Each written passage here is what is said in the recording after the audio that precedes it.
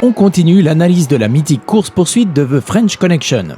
Dans le premier épisode, on a pu voir comment le prologue réussit efficacement à la préparer. Avec l'inversion tracker-traqué, il nous plonge immédiatement dans danger et suspense. Il motive les deux protagonistes, l'un dans sa fuite, l'autre dans la poursuite. Et cerise sur le gâteau, en enfermant le tueur aux abois dans un train avec d'innocents passagers, l'urgence de le rattraper devient double. Et c'est bon, on a compris, on peut passer aux choses sérieuses. Oui, passons maintenant au cœur de la course-poursuite. Commençons par observer sa structure, pour découvrir comment elle réussit à tirer parti de sa mise en place. On a d'un côté Popeye, au volant de la Pontiac, de l'autre, le tueur dans le train. La séquence consiste alors en un montage alterné entre voiture et train. Et qu'est-ce que tu veux que ce soit d'autre, bouffon ? Oui, le montage alterné, ça paraît une évidence, voiture et train étant deux espaces distincts séparés l'un de l'autre. Mais reste encore à rythmer les va-et-vient et tant qu'à faire d'une façon qui nous tienne en haleine de bout en bout. Et on va voir comment William Friedkin et son monteur Gerald Greenberg y parviennent. Alors voilà, sur une échelle de temps, à quoi ressemble la course-poursuite en termes d'alternance de scènes, voiture et train. Alors dans le train, à quel moment le porte-flingue dégaine son pétard ? Eh bien justement, je m'apprêtais à parcourir l'ensemble des scènes qui se déroulent à bord du train. C'est parti.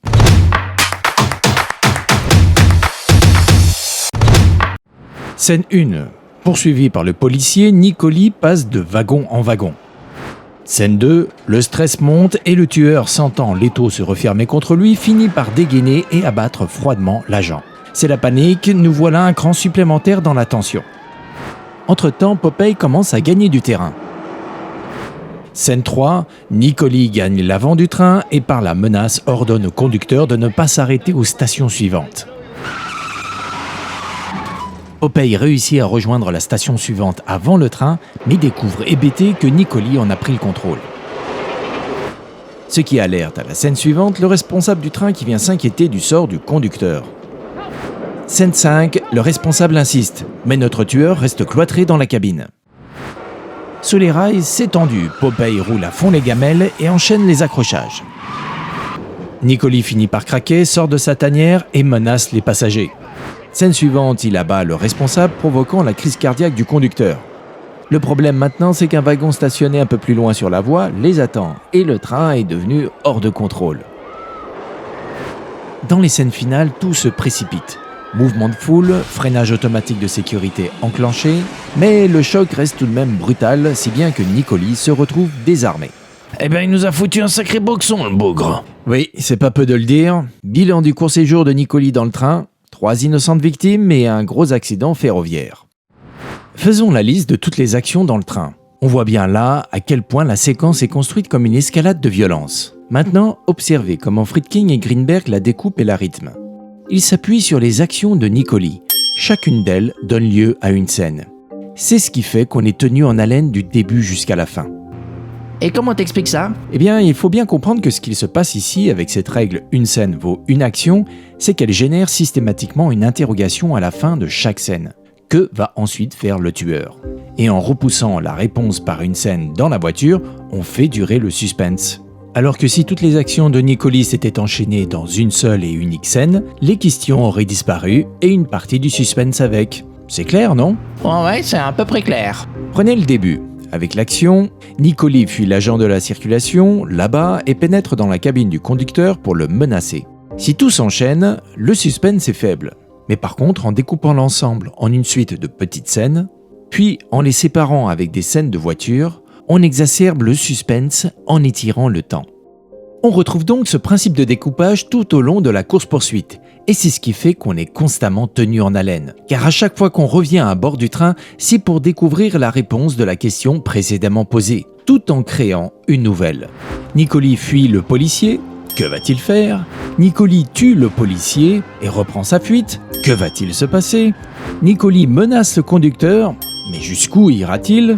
On frappe à la porte, Nicoli restera-t-il ainsi cloîtré ?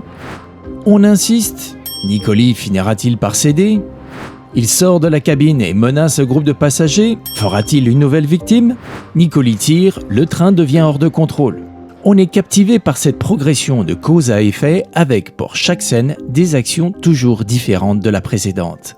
Ainsi, on ne s'ennuie jamais. Et c'est comme ça jusqu'au bout ? Oui, le principe est conservé jusqu'au crash du train, mais la grosse nuance, c'est le rythme. L'enchaînement des scènes s'accélère. Et oui, regardez, on passe rapidement du train à la voiture. Le temps n'est donc plus étiré pour créer du suspense, mais raccourci pour dynamiser la séquence et donner cette impression d'un emballement final, comme plongé dans le tourbillon d'une spirale infernale.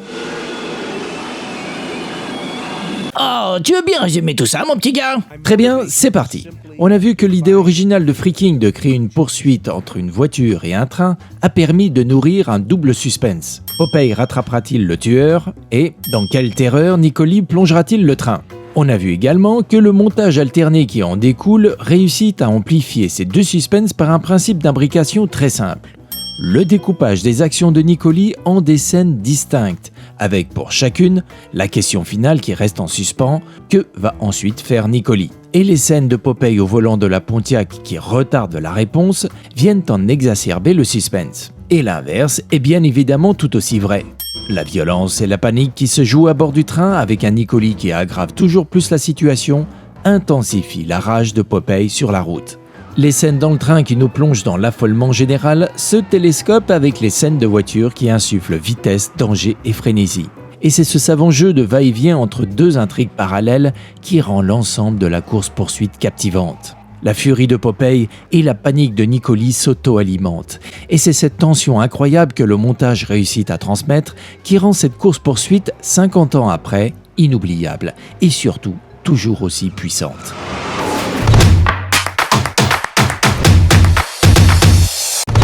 Voilà, j'espère vous avoir fait découvrir les petits secrets de mise en scène de ce montage alterné qui, par sa structure, participe, à mon humble avis, à la réussite de cette course-poursuite. Dans le prochain épisode, on verra ce qu'il se passe à bord de la voiture. D'ici là, n'hésitez pas à vous abonner, à partager et à mettre un petit pouce en l'air, c'est important pour faire décoller la vidéo. Et surtout, n'oubliez pas, tout ça c'est du cinéma, alors la voiture en toute modération, mais des films en profusion, en salle ou en DVD Blu-ray.